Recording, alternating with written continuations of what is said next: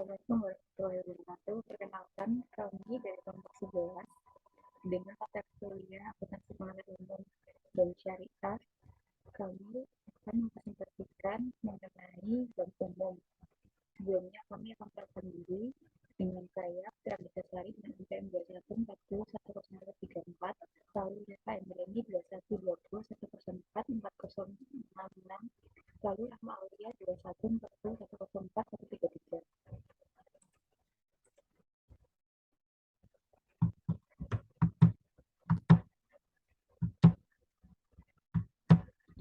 Untuk daftar isinya yang pertama itu kesehatan bank, yang kedua rahasia bank, ketiga perkembangan bank, keempat jenis bank, kelima penghimpunan dana bank, lalu keenam penyaluran dana bank, ketujuh kredit bank, ke-8 clearing.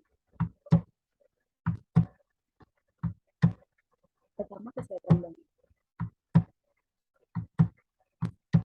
Definisi kesehatan bank yaitu kesehatan bank diartikan sebagai kemampuan suatu bank untuk melakukan kegiatan operasional perbankan secara normal dan mampu memenuhi semua kewajibannya dengan baik dengan cara-cara yang sesuai dengan peraturan perbankan yang berlaku. Kegiatan tersebut meliputi yang A. Kemampuan menghimpun dana dari masyarakat dari lembaga lain dan dari modal sendiri, lalu B. Kemampuan mengelola dana, C. Kemampuan untuk menyalurkan dana ke masyarakat, D. Kemampuan memenuhi kewajiban kepada masyarakat, karyawan, pemilik modal, dan pihak lain, lalu yang E. Pemenuhan peraturan perbankan yang berlaku. Aturan kesehatan bank berdasarkan Undang-Undang Nomor 10 Tahun 1998 tentang perubahan atas Undang-Undang Nomor 7 Tahun 1992 tentang perbankan, pembinaan dan pengawasan bank dilakukan oleh Bank Indonesia. Undang-undang tersebut menetapkan bahwa satu bank wajib menyampaikan kepada Bank Indonesia segala keterangan dan penjelasan mengenai usaha menurut upacara yang ditetapkan oleh Bank Indonesia. Lalu yang kedua, Bank Indonesia melakukan pemeriksaan terhadap bank baik secara berkala maupun setiap waktu apabila diperlukan. Bank Indonesia dapat menugaskan akuntan publik untuk dan atas nama Bank Indonesia melaksanakan pemeriksaan terhadap bank. Lalu yang ketiga, bank wajib memerlukan neraca dan perhitungan laba rugi dalam waktu dan bentuk yang ditetapkan oleh Bank Indonesia. Lalu tahapan dalam proses penilaian tingkat kesehatan bank. Yang pertama, menerapkan formula indikator pendukung dalam rangka penilaian setiap komponen yang tertuang dalam matriks perhitungan atau analisis komponen setiap faktor. Lalu yang kedua, berdasarkan formula dan indikator tersebut dilakukan proses analisis untuk menetapkan peringkat setiap komponen dengan berpedoman pada matriks kriteria penetapan peringatan komponen. Lalu yang ketiga, selanjutnya dilakukan proses analisis untuk menetapkan peringkat setiap faktor penilaian dengan berpedoman kepada matriks kriteria penetapan perangkat faktor. Lalu yang keempat, berdasarkan hasil penetapan peringkat setiap faktor penilaian, dilakukan proses analisis untuk menetapkan peringkat komposit bank dengan berpedoman kepada matriks kriteria penetapan peringkatan komposit. Pelanggaran kesehatan bank berdasarkan Undang-Undang Nomor 10 Tahun 1998 tentang perubahan atas Undang-Undang Nomor 7 Tahun 1992 tentang perbankan, dalam hal suatu bank mengalami kesulitan yang membahayakan kelangsungan usaha, Bank Indonesia dapat melakukan tindakan agar satu, pemegang saham menangguhkan modal, lalu yang kedua, pemegang saham mengganti dewan komisaris dan atau direksi bank, lalu yang ketiga, menghapus bukukan kredit atau pembiayaan berdasarkan prinsip syariah yang macet dan memperhitungkan kerugian bank dengan modalnya.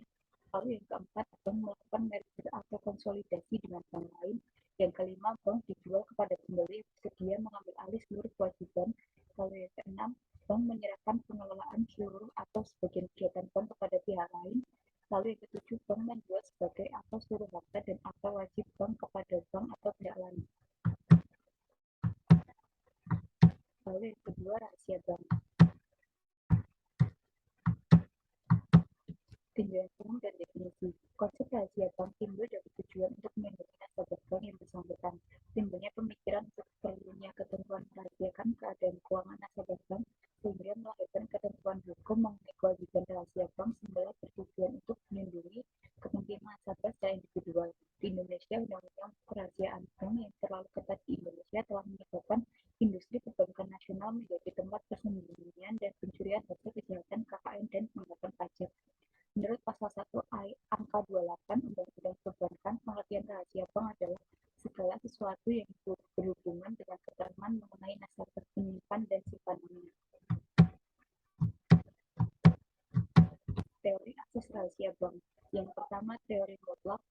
rahasia keuangan dari nasabah bank tidak dapat dibuka kepada siapapun dan dalam bentuk apapun. Dewasa ini hampir tidak ada lagi negara yang melanggar teori mutlak ini. Lalu yang B, teori relatif. Rahasia bank tetap diikuti, tetapi dalam hal-hal khusus, yakni dalam hal yang termasuk luar biasa, prinsip kerahasiaan bank tersebut dapat diterobos, misalnya untuk kepentingan perpajakan atau kepentingan perkara pidana. Dasar hukum dan pelanggaran, yaitu UU nomor 7 tahun 1992 yang berbunyi segala sesuatu yang berhubungan dengan keuangan dan hal-hal lain dari nasabah bank yang menurut kelaziman dunia perbankan wajib dirahasiakan.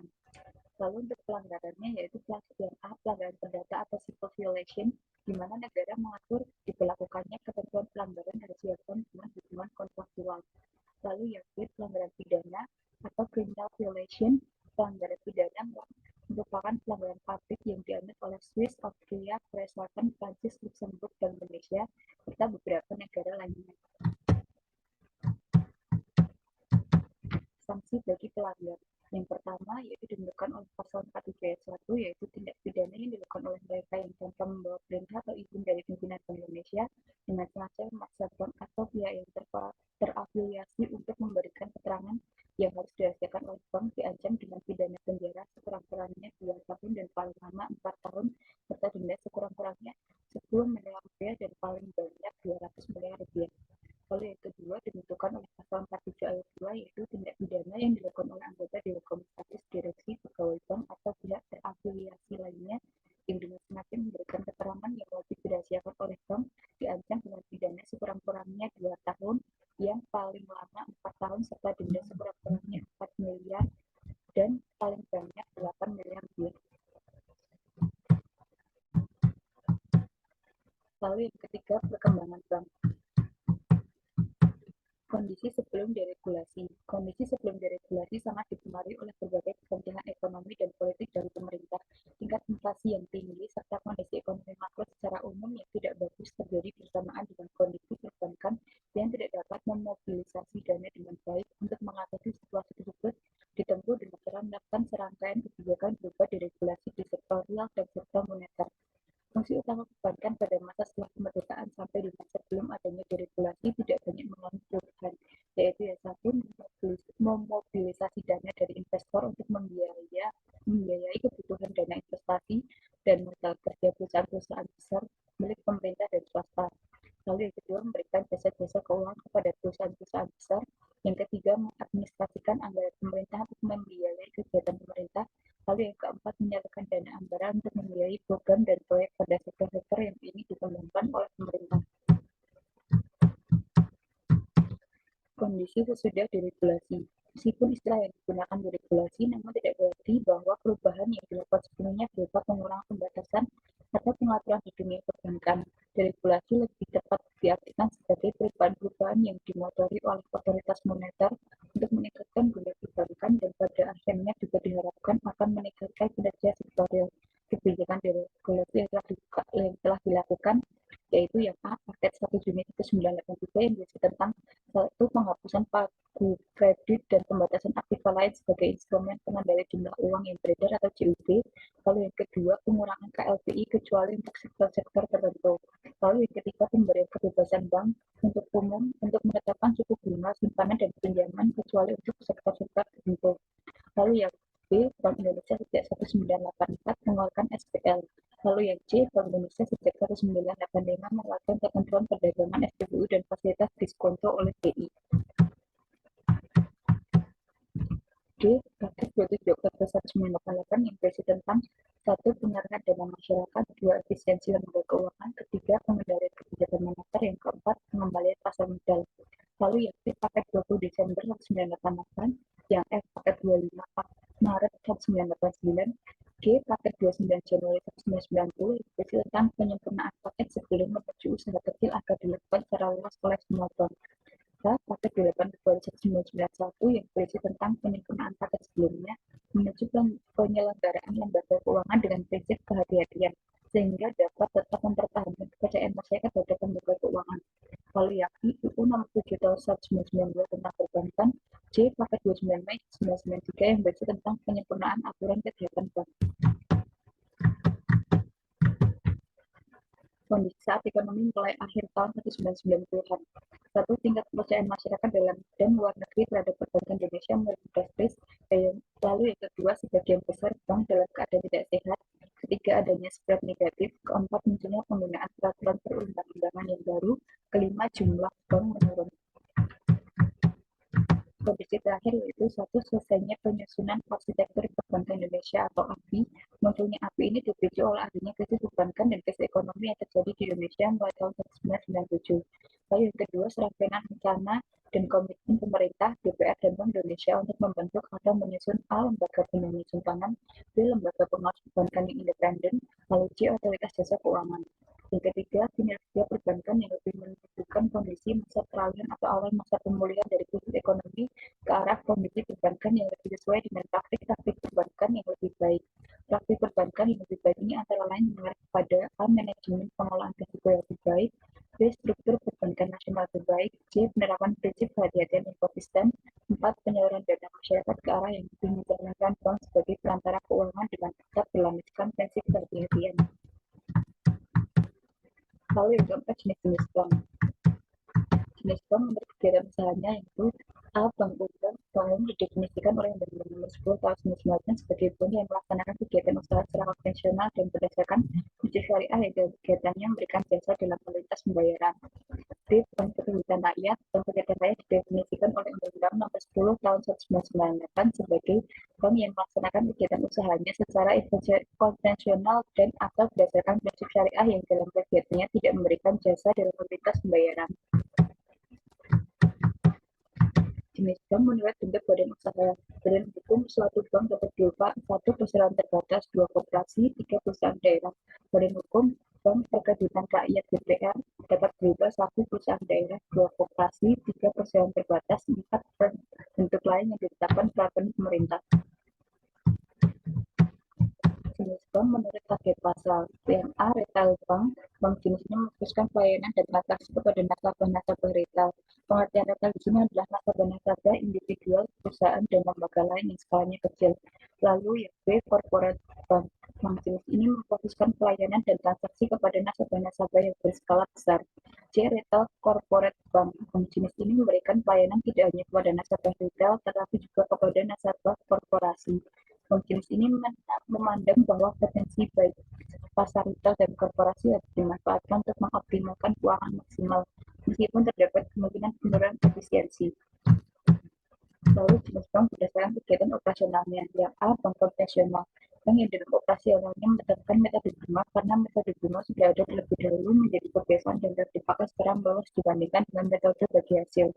Lalu yang B. Bank syariah. Bank syariah muncul di Indonesia pada awal tahun 1990-an.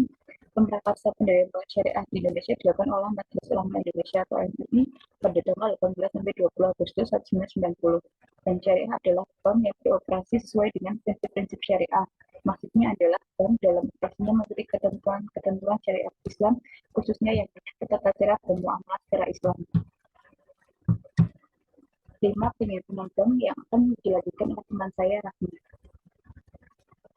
Yang kelima, penghimpunan dana bank.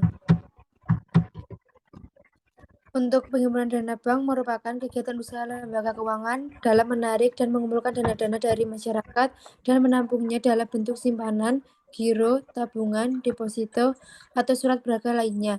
Dalam penghimpunan dana, funding diupayakan untuk direncanakan dengan matang supaya menarik minat masyarakat untuk bergabung dengan koperasi. Next.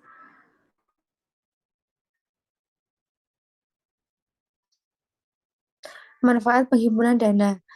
Yang pertama, bagi bank. Bank dengan berhasilnya penghimpunan dana dari masyarakat berarti memiliki atau menambah modal kerja untuk pemberian pinjaman atau pembiayaan atau kredit bagi masyarakat yang membutuhkan dan layak diberi. Yang kedua, bagi pemilik uang. Berarti menjadikan uangnya produktif, uang yang biasanya disimpan di rumah, celengan ayam, celengan bambu, atau bawah bantal menganggur dan penuh risiko. Dengan adanya usaha penghimpunan dana yang uang yang menganggur tadi menjadi produktif, penghasilan keuntungan. Yang ketiga, bagi pemerintah. Dengan berhasilnya bank penghimpun dana masyarakat berarti mengurangi volume uang yang beredar. Ini merupakan salah satu usaha dalam rangka pengendalian inflasi. Yang keempat, penyaluran dana bank. Penyaluran dana bank adalah suatu proses pengelolaan dana-dana yang terhimpun dari masyarakat, yang pada dasarnya pengelolaan dana tersebut dilakukan untuk kepentingan bank dan masyarakat pada umumnya. Next. Keenam, penyaluran dana bank.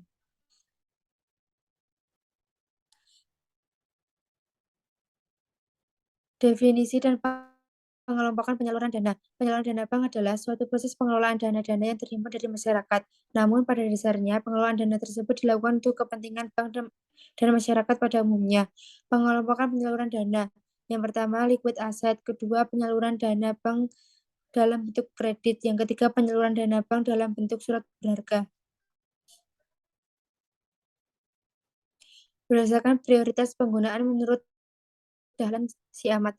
Yang pertama, cadangan primer merupakan prioritas pertama dan yang paling utama dalam penyaluran dana bank. Yang kedua, cadangan sekunder merupakan prioritas kedua dan sebagai pelengkap atau cadangan pengganti bagi cadangan primer. Yang ketiga, penyaluran kredit merupakan prioritas ketiga dalam penyaluran dana setelah mencukupi cadangan primer serta kebutuhan cadangan sekunder. Yang keempat, investasi portofolio merupakan prioritas terakhir dalam penyaluran dana bank di mana dana yang dialokasikan dalam kategori ini adalah dana sisa setelah penanaman dana dalam bentuk kredit telah memenuhi kriteria atau target tertentu. Penyaluran dana berdasarkan sifat aktiva. Yang pertama, penyaluran dana dalam bentuk produktif. Aktiva produktif adalah semua aktiva dalam rupiah dan valuta asing yang dimiliki bank dan dengan maksud untuk memperoleh penghasilan sesuai dengan fungsinya. Yang kedua, penyaluran dana dalam aktiva tidak produktif. Aktiva tidak produktif adalah penyaluran dana ke dalam aktiva yang tidak memberikan hasil bagi bank. Selanjutnya akan dilanjutkan oleh Reva. Yang ketujuh, kredit bank. Definisi kredit bank. Kredit adalah layanan pinjaman dana dari lembaga keuangan kepada nasabah. Pinjaman tersebut harus dibayarkan kembali dalam jangka waktu yang telah disepakati beserta bunganya. Menurut Undang-Undang Nomor 19 Tahun 1998, penyediaan uang atau tagihan yang dapat dipersamakan dengan itu berdasarkan persetujuan atau kesepakatan pinjam-meminjam antara bank dengan pihak lain yang mewajibkan pihak peminjam melunasi utangnya setelah jangka waktu tertentu dengan pemberian bunga. Next. Tujuan dan fungsi kredit bank. Tujuannya yang pertama mendapat keuntungan dari bunga, dua membantu nasabah dalam memenuhi kebutuhan, yang ketiga memajukan perekonomian Indonesia melalui kreditan. Untuk fungsi kredit bank, yang pertama meningkatkan daya guna uang, dua meningkatkan peredaran uang, tiga memotivasi kemajuan usaha, empat meningkatkan stabilitas ekonomi, yang kelima merevolusi pola pikir masyarakat Indonesia. Next. Jenis-jenis kredit bank. Yang pertama, kredit investasi merupakan yakni diajukan untuk kegiatan produksi, investasi, atau menjalin usaha. Yang kedua, kredit usaha rakyat atau KUR merupakan program pemerintah untuk membantu usaha mikro, kecil, dan menengah atau UMKM dalam mendapatkan modal bisnis. Yang ketiga, kredit modal kerja KMK. Yang keempat, kredit perumahan, yang kelima, kredit kendaraan bermotor, yang keenam, kredit rekening koran, yang ketujuh, installment loan, yang kedelapan, kartu kredit, yang kesembilan, kredit dengan jaminan, yang kesepuluh, kredit tanpa anggunan atau KTA. 8. Clearing. Definisi clearing. Pengertian clearing adalah bentuk penyelesaian transaksi dan juga pembukuan dengan cara memindahkan sejumlah saldo kepada pihak yang berhak menerimanya. Secara umum, clearing bank juga sebagai salah satu sarana perhitungan utang piutang dalam bentuk surat berharga maupun surat dagang dari bank milik nasabah yang sudah digelar oleh Bank Indonesia atau pihak resmi lainnya.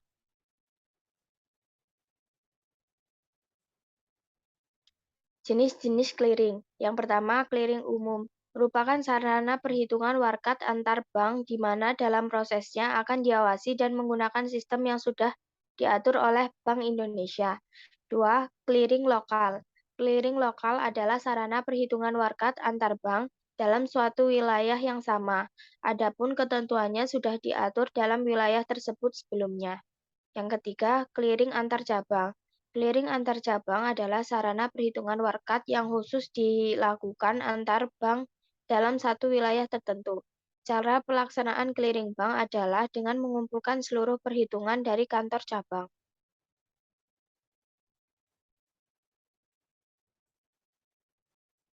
Sistem Clearing Bank Nasional Indonesia atau SKBNI.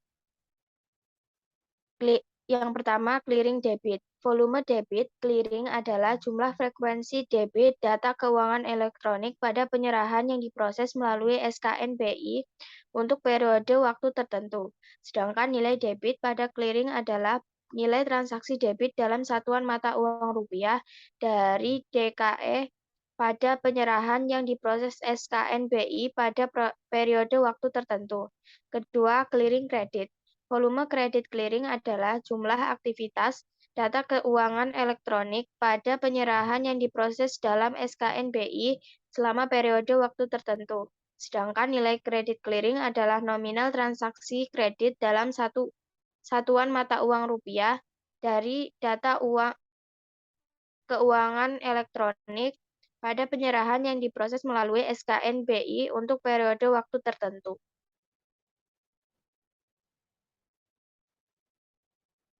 Mekanisme clearing. Yang pertama, clearing penyerahan. Warkat yang diberikan adalah warkat kredit keluar atau warkat debit keluar.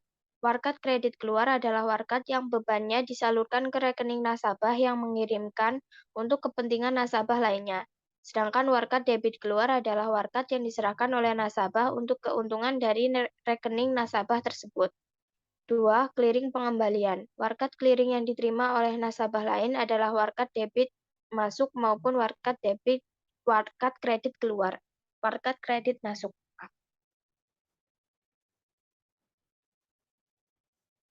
Sistem warkat clearing. Pertama, sistem manual. Dalam metode manual, proses pelaksanaan dilakukan secara manual oleh nasabah, mulai dari pemilihan warkat clearing atau membuat biliar saldo clearing. 2. Sistem semi-otomasi. Berikutnya adalah sistem clearing semi-otomasi di mana memberikan kemudahan dalam penyelenggaraan untuk clearing lokal. Namun untuk penyusunan dan perhitungan biliar saldo clearing tetap dilakukan manual oleh nasabah. 3. Sistem otomasi.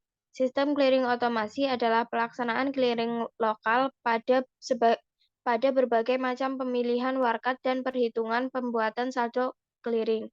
4. Sistem clearing elektronik adalah sistem yang seluruh perhitungannya nanti akan disesuaikan dengan perhitungan elektronik. Pada sistem ini, pelaksanaannya meliputi pembuatan serta perhitungan biliar saldo clearing. Sekian presentasi dari kelompok kami, kurang lebihnya kami mohon maaf. Wassalamualaikum warahmatullahi wabarakatuh.